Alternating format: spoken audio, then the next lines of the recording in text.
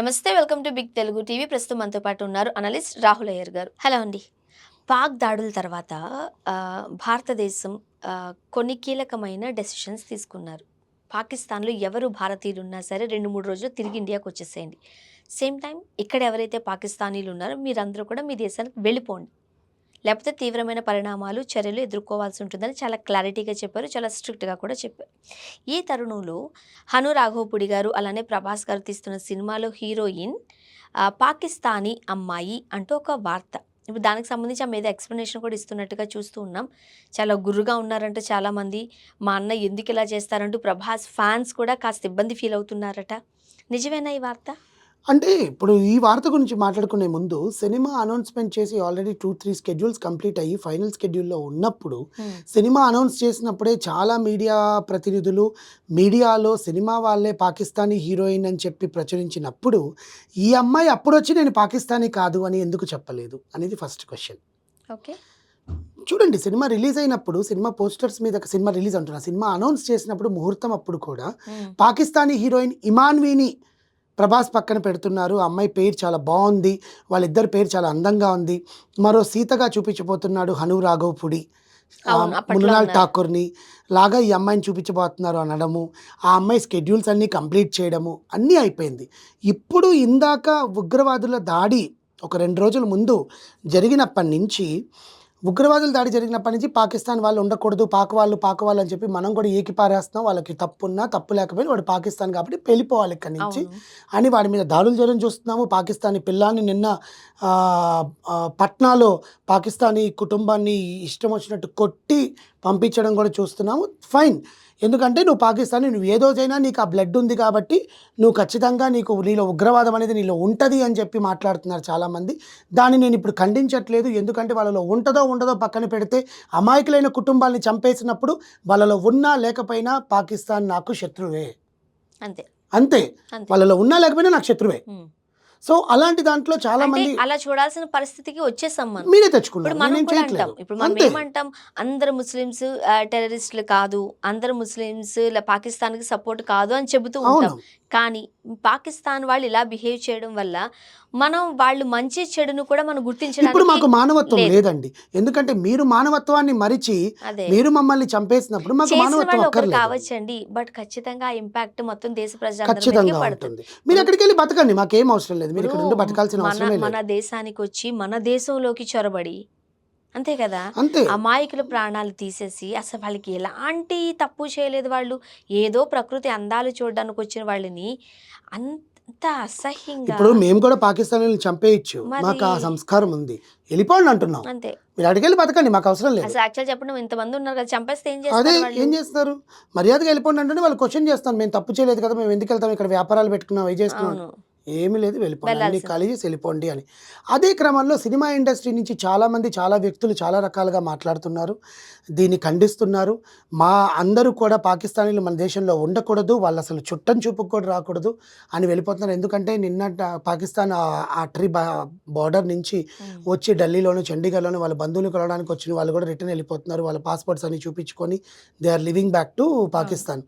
అలాంటి క్రమంలో 'ఫౌజీ' అనే సినిమా పడింది కన్ను.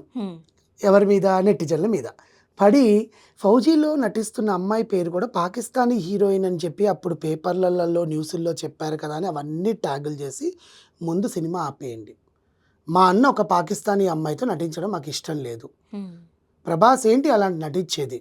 ప్రభాస్ మీరు దేశద్రోహి పనులు చేయొద్దు అని చాలామంది మాట్లాడుతున్నారు. కానీ ప్రభాస్ గారు దీని మీద స్పందించున్నారా లేదా అని పక్కన పెడితే, ఆ హీరోయిన్ ఏదైతే ఉందో ఆమె ఈరోజు వెలుగులోకి వచ్చి నేను పాకిస్తానీ కాదు, నేను ఇండో అమెరికన్ని, నేను కాలిఫోర్నియా లాస్ ఏంజలస్‌లో పుట్టాను. ఓకే. మా నాన్నగారిది గుజరాత్ అయ్యేసరికి నాకు తెలుగు, హిందీ, గుజరాతీ, ఇంగ్లీష్ 4 లాంగ్వేజెస్ వచ్చు. నేను పాకిస్తానీ అమ్మాయిని కాదు. I can speak fluently in Telugu. Telugu వచ్చా తెలుగు అమ్మాయికి? వచ్చంటండి ఆ అమ్మాయికి. తెలుగు, హిందీ, ఎట్లా ఇంగ్లీష్ వచ్చింది? అన్నీ. వాళ్ళ అమ్మగారు తెలుగు, వాళ్ళ నాన్నగారు Gujarati. Okay. They settled in America. Indo American అమ్మాయి అని చెప్తోంది. కానీ చాలామంది ఏం మాట్లాడుతున్నారంటే, ఈరోజు నువ్వు వచ్చి బయటకొచ్చి ఉగ్రవాద దాడి జరుగుతుంది కదా అని చెప్తున్నావు, కానీ ఆ రోజు పాకిస్తానీ అమ్మాయి ఇమాన్వి అని చెప్పినప్పుడు నువ్వు ఆ రోజు ఎందుకు మాట్లాడలేదు అని చాలామంది అడుగుతున్నారు. నిజమే కదా! ఈ రోజు నువ్వు వచ్చి ప్రూవ్ చేస్తుంది అమ్మాయి నేను ఇండో అమెరికన్ అని చెప్పి అమ్మాయి పాస్పోర్ట్లు గీస్పోర్ట్లు అన్ని చూపించి ప్రూవ్ చేసుకుంటుంది, అది పెద్ద ప్రాబ్లం కాదు. ఎందుకంటే పోలీస్ వాళ్ళు ఖచ్చితంగా ఎంక్వైరీ చేస్తారు ఈ న్యూస్ వచ్చినప్పుడు, అవును. ఎట్లా ఒక క్లారిఫికేషన్ కోసం అయినా సరే. అలాంటిది నువ్వు ఆ రోజు ఎందుకు చెప్పలేదు అనేది క్వశ్చన్. ఆ రోజు చెప్పుండుంటే ఈ బాధ నీకు ఉండేది కాదు. అదే నేను చెప్తున్నాను కదా, ఇప్పుడు మాకు మానవత్వం అనేది మాలో చచ్చిపోయింది మానవత్వం. మీరు చేసిన దాడులకి అనవసరమైన కుటుంబాలు కన్నీటి పాలవుతుంటే నిన్న కర్ణాటకలో ఆమె అంటుంది, నా భర్త రక్తపు మరకలు నాకు కడిగేయకండి, అది ఉడకపోతే నాకు ఆ షర్ట్ కావాలి, నేను జీవితాంతం ఆ షర్ట్ని అలా పెట్టుకుంటాను అని. ఆ బిడ్డ ఏడుస్తున్నాడు, ఇంటర్లో 96% ఉత్తీర్ణత వచ్చిందని వాళ్ళ తండ్రి అక్కడికి తీసుకుని వెళ్ళాడంట.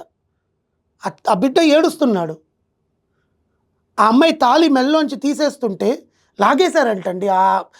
ఉంటుంది కదా వాళ్ళ అమ్మాయి, పంజాబీ అమ్మాయి, ఆ పెళ్ళైన అమ్మాయి, ఆ ఆర్మీ ఆఫీసర్ పెళ్ళైన అమ్మాయి 6 రోజుల క్రితం ఏప్రిల్ 16 పెళ్ళైంది, ఏప్రిల్ 23 చనిపోయారు. వాళ్ళు చూసారా, కావాలని భర్త అవును, చంపేశారు, ఆమెను వదిలేశారు. ఆమెను వదిలేశారు.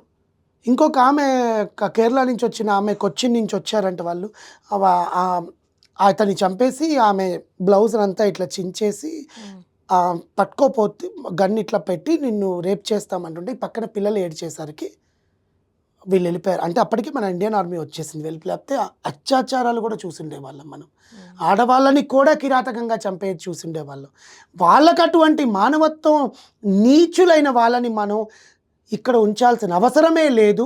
అందుకని నెటిజన్లు ఇమాన్వి ఇమాన్వి ఇమాన్వి అని మాట్లాడుతున్నారు, ప్రభాస్ గారి హీరోయిన్ అని మాట్లాడుతున్నారు.